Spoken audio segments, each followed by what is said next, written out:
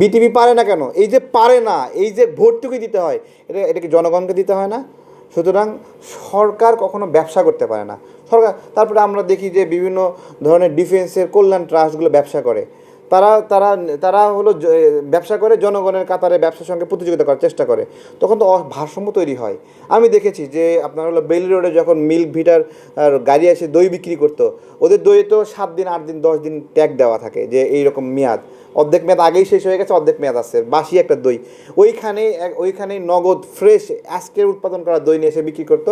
Milk ভিটা অসম প্রতিযোগিতা করার জন্য ওইখানে পুলিশ দিয়ে সেই দইওয়ালাদেরকে হয়রানি করতো।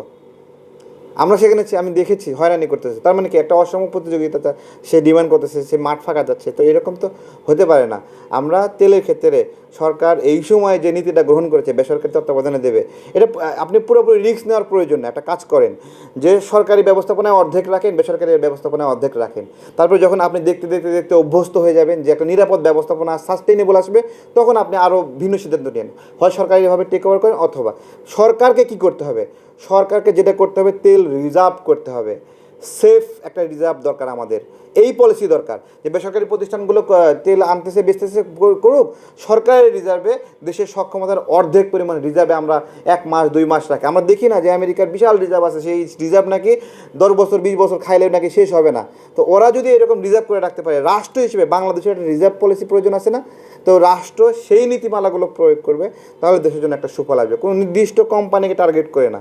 আমরা নীতিমালাগুলো এইভাবে চাই। আপনি শক্ত রেগুলেটরি বডি করেন। হ্যাঁ, আপনি এলপিজির ক্ষেত্রে বডি করতেছেন না, করছেন না।